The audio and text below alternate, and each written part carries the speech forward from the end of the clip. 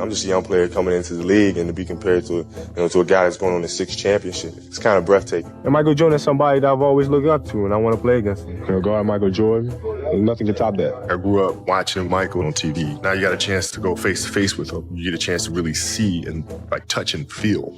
I wanted to be the best big brother that I could be. I'll see you down the road. Cool. We communicate all the time. The person that inspired me the most. I don't think people really understand the amount of impact that he's had on me. I tell you, when I was in high school, I used to work out with the 76ers. I used to ask him, man, what's it like to guard Mike?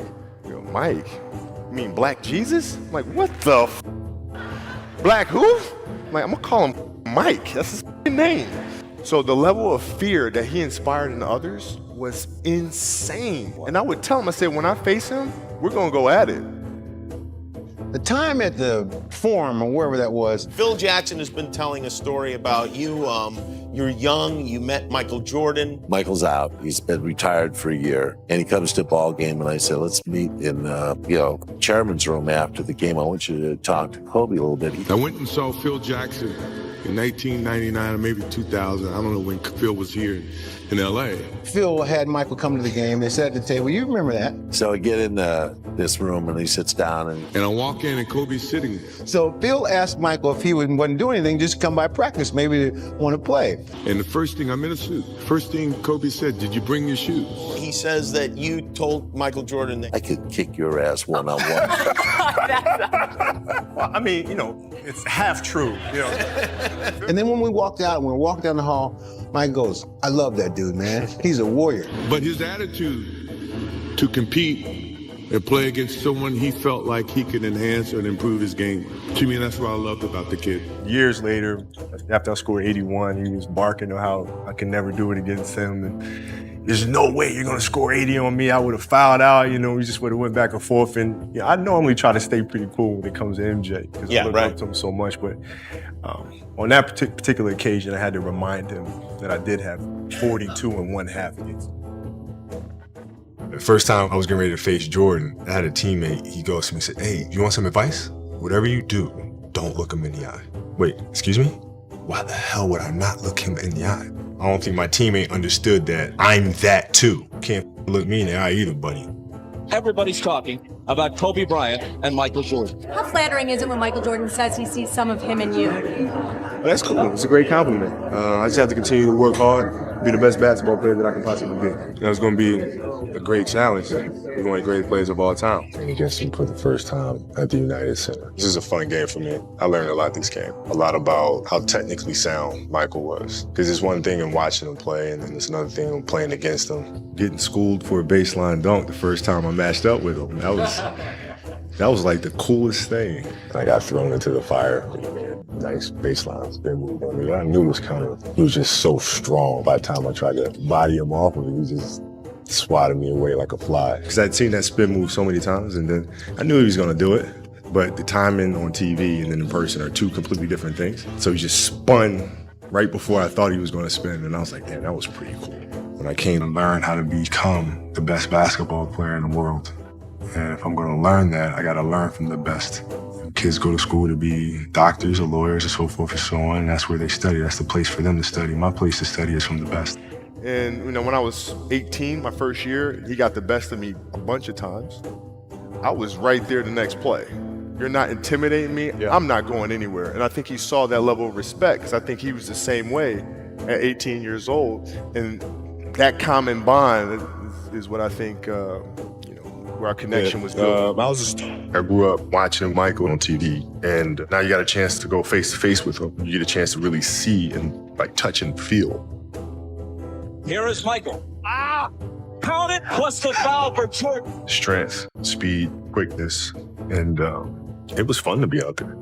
And his shot rattles out. Here comes Bryant ahead of the field, reverse slam. He just want to get to the offensive end and go one-on-one. Yeah. Come on, make his ass work down here. He's taking out. We got to get back. He hauling ass. I ain't trying to beat down there in a poster, dog. I ain't jumping with him, so nah.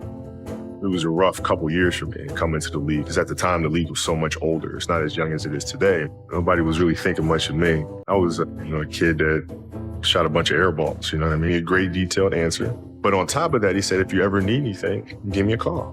What player in your career did you learn the most from? Oh, Michael. Michael? For sure. Even though you never played together? For sure. He taught me a lot of stuff. He was, a great teacher and mentor for me. But Michael was very tactical and very efficient with his movements. There was no wasted space. And they had this beautiful ceremony for him at halftime. And, I had the honor to sit next to him during that process, and kind of looking at him and just kind of sitting back and saying, wow, I mean, did it go by that fast for him? Like, what is he thinking about right now? Does it all seem like a blur? So from that point on, I wanted to make sure that I appreciated every day, or tried to as much as possible.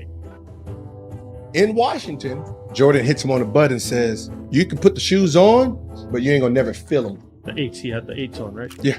You're never gonna feel them. You're never gonna feel these shoes. That's basically what he was telling Kobe. You're never gonna feel these shoes. Jordan beats Kobe. And then at the end of the game, I guess Kobe was wearing some Jordan 8s. You can put the shoes on, but you'll never feel them. And then what happened next? Okay. What happened next? So what happened next is they say Kobe didn't talk to the team 2 weeks. Literally would not say anything to anybody. Like he just went silent. But he was on 1 million. So for like 2 weeks, they said Kobe was just mute. Didn't talk to his players, didn't talk to his teammates. He said he was in like focus mode. Like it was straight, like practice was just so intense. The players was like, yo, is he mad at us? Like, did we do something to him? And then they was like, Phil was like, nah, he ain't mad at you. Jordan, in Washington, it's like, in what? 2 weeks ago? He was like, yeah, he told him he can copy him all he want and do all that, but he'll never fulfill those shoes. oh shit, when did we play them again? And they was like, yeah, we played them in a few days. They said they already knew what was about to happen against MJ when MJ came to LA. I might have stretch for that game because young fellas not passing us the ball. And that's the game Kobe had like 55 points. Jumper. Oh no! Like, is Michael Jordan a friend of yours? He's a good mentor, man. He's like a big brother. Maybe it surprised people that Kobe and I were very close friends. Kobe was my dear friend. He was like a little brother. Everyone always wanted to talk about the comparisons between he and I. I truly hate having discussions about who would win one-on-one, and you're a fan saying, hey, Kobe, you beat Michael one-on-one. I feel like, what you get from me is from him. I don't get 5 championships here without him, because he guided me so much and gave me so much great advice. That's a foul all day long. I know you ain't talking. Hey, you only got 3 now. I get 6. I would get that foul. You only got 3 now. I can't say no. I'm gonna shut up and take it. The last time we had dinner, he was talking about, my year in 1991 versus your peak year. I would have kicked your ass. I said, Mike, come on now, listen. Enjoy the salad. And, we both know that's not going to happen. When you and Michael go out to dinner, who picked up the check at the end of that meal? Well, he does. He's big brother. Oh, he does? Okay. Big brother always picks it up. Is that how it works? That's how it works. I see.